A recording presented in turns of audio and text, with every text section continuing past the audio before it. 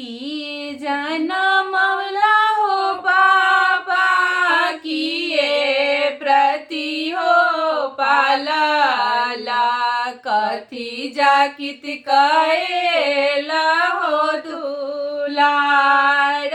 किए जनमवला हो पापा, किए प्रति हो पालला, कथी जाकित कएला हो दुलार। जांघे जनमवली गे बेटी, बाहे प्रति गे पालली, पुत्र जाकित कइली हे दुलार। जांघे जनमवली गे बेटी, बाहे प्रति हो पालली, पुत्र जाकित कइली हे दुलार। जनते तरला हो पापा, धिया हाई पराई, काहे लागी कएला हो दुलार। जनते तरला हो चाचा, धिया हाई पराई, काहे लागी कएला हो दुलार।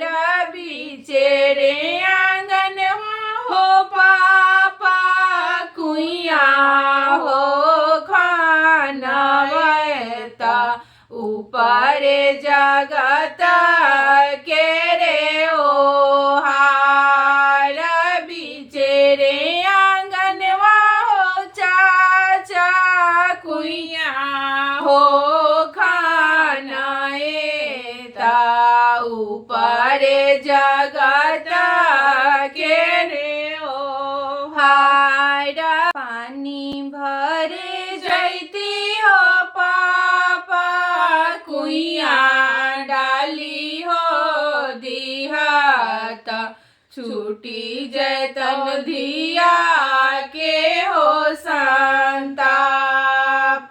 पानी भरे जैती हो चाचा, कुइया डाली हो दिहत, छूटी जैत धिया के हो संताप।